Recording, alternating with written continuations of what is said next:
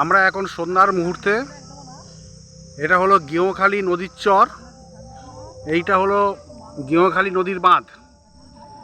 এ পাশটা চলে গেছে আপনার গেঁওখালি, আর এ পাশে চলে গেছে ভিতর হয়ে মহিষাদল নদী বাঁধ হয়ে।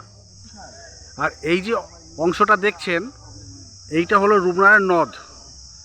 এই পাশটা কোলাঘাট, রূপনারায়ণ নদটা এপাশ দিয়ে বয়ে বয়ে বয়ে বয়ে এখানে এসে এখানে মিলিত হয়েছে হুগলি নদীর সাথে। এইটা হলো হুগলি নদী, এপাশে আসছে হুগলি নদী, এই পাশ দিয়ে আসছে রূপনারায়ণ নদ, দুটো মিলিত হয়ে এইটা হুগলি নদী নাম নিয়ে সোজা বঙ্গোপসাগরে গিয়ে মিলিত হয়েছে। হ্যাঁ, এইটা হলো গেঁওখালি নদীর চর।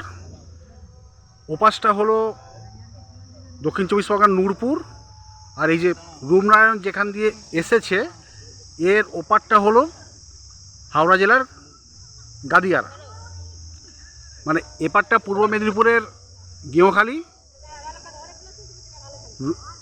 রূপনারায়ণ নদের সেপারটা হলো গাদিয়ারা হাওড়া জেলা, আর হুগলি নদীর সেপারটা হলো নূরপুর।